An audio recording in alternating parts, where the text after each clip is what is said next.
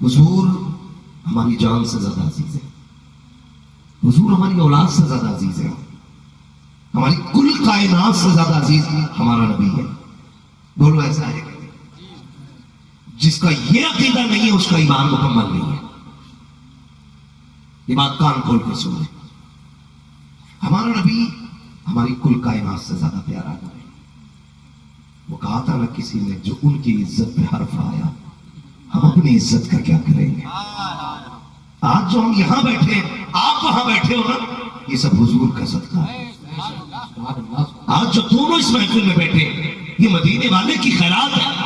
ورنہ خدا کی قسم تاریخ کا باب پلٹو، تم سے پہلی امتیں جتنی آئی ہیں، کسی نے ایک گناہ کیا ہے تو یا تو ماتھے پہ لکھ دیا جاتا تھا، یا دروازے پہ لکھ دیا جاتا تھا، یا زمین پھاڑ کے زمین میں دفن کر دیا جاتا تھا، یا پتھر گرا دیے جاتے تھے، یا چہرے بدل دیے جاتے تھے، سور بندر بنا دیے گئے۔ بدعمالیوں کی بنیاد پر ایک گناہ کسی سے ہوا ہے، اس کو سزا دے دی گئی ہے۔ ذرا سوچ تو سکی کون سا گناہ ہمارے پاس نہیں ہے؟ کیا ہم زنا نہیں کرتے ہیں؟ کیا ہم جھوٹ نہیں بولتے ہیں؟ کیا ہم میں چور نہیں ہے؟ کیا ہم میں زانی نہیں ہے؟ کیا ہم میں شرابی نہیں ہے؟ کیا ہم میں چغل خور نہیں ہے؟ کیا ہم میں رشوت خور نہیں ہے؟ کیا ہم میں بے ادب نہیں ہے؟ کیا ہم میں بے نمازی نہیں ہے؟ کون سا عیب ہے جو ہمارے درمیان نہیں ہے؟ لیکن آج تک نہ زمین پھٹی ہے، نہ چہرے بگڑے ہیں، نہ کتا بنایا گیا ہے، نہ بندر بنایا گیا ہے، نہ سور بنایا گیا ہے۔ خدا کی قسم یہ تیرا کمال لگی، یہ امینا کے لال کا کمال ہے۔ رب نے وعدہ لیا کہ ما قال اللہ لیعذبہم وانت فیہم رسولا،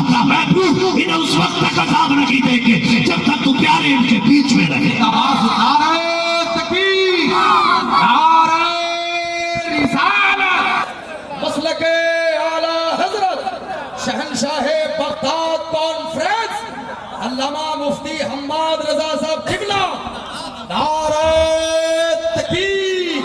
سبحان اللہ، سبحان اللہ۔ یہ انداز ہمارے نہیں ہوتے، جھولی میں اگر ٹکڑے تمہارے نہیں ہوتے، ملتی نہ اگر بھیک حضور آپ کے در سے، حضور آپ کے در سے، حضور آپ کے در سے، اس شان سے منگتوں کے گزارے نہیں ہوتے، اس شان سے منگتوں کے گزارے نہیں ہوتے۔ ہم اپنی زندگی دیکھیں، ہم اپنی زندگی دیکھیں، کدھر جی رہے ہیں، کدھر جا رہے ہیں۔ خدا کی قسم بدلے اپنے رویے، طریقے بدلے اپنے، اور یاد رکھیے گا میں تو یہ سمجھتا ہوں اگر آپ چپل چولی کا بھی مسئلہ مسجد کا اٹھا لیں تو کوئی بھول میں نہیں پہن کے جاتا، 3 دن بعد لوٹا کے دے کے جا کے کہتا دھوکے میں پہن گیا تھا، دھوکے میں پہن گیا تھا۔ بھائی اگر آنکھیں نہ ہو نا اور اندھا آدمی بھی دوسرے کی چپل میں پیر ڈال دینا تو پیر بتا دیتا ہے کہ یہ تیری نہیں ہے۔ تو مسجد سے پہن کے 100 قدم چلایا، تجھے پتہ ہی نہیں چلا؟ جب کوئی تحقیق کرو کیوں پہن کے گیا تھا، 2-4 دلیلیں دے دو، تو نے جان بوجھ کے ایسا کیا، تو پتہ کیا کہتا؟ کہتا پچھلے جمعے کو میری بھی تو چوری تھی، پچھلے جمعے کو میری بھی تو چوری تھی، اس لیے میں نے بھی چوری کر لی۔ اور بھائی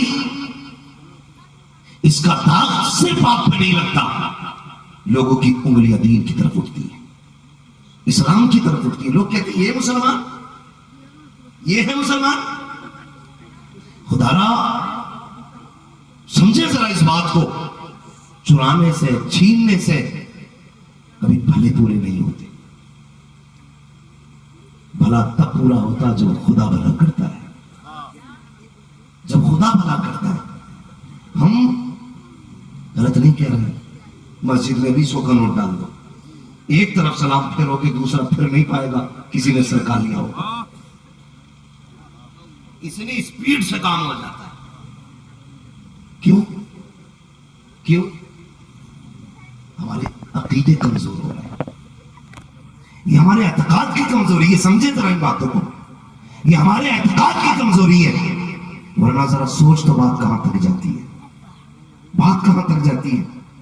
اللہ کے گھر سے چوری کیے، علماء بیٹھے ہیں، تمام ذمہ دار لوگ بیٹھے ہیں، علماء اکرام تشریف فرما، پوچھیں مسجد میں تو سوال تک کرنے کی اجازت نہیں ہے،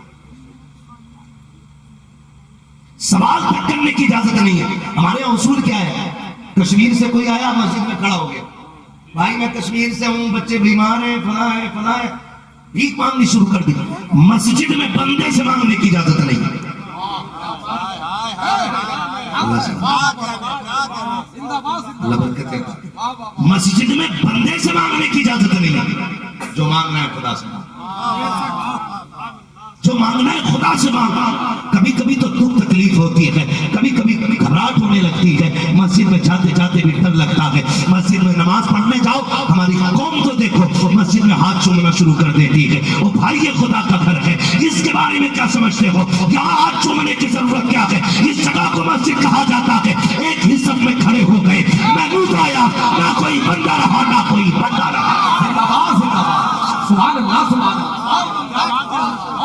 اور ہم اگر کرسی مضبوط نہ ہو نا, پلاسٹک کی کرسی پہ بیٹھنے کو توہین سمجھتے. تاج والی کرسی ہو, صوفہ ہونا چاہیے جی, تب بیٹھیں گے. مر کے دیکھ, تجھے بھی اسی جنازے میں لیٹنا ہے جس میں 2 وقت کی روٹی کمانے والا لیٹ کے گیا ہے. کائے کی افضلیت ہے, کس چیز کی فوقیت ہے؟ جب تک نعرے نہ لگے موج نہیں آتی. وہ میں تو کھل کے کہتا ہوں, غلاموں کے نہیں آقا کے نعرے لگایا کر. زندہ باد زندہ باد.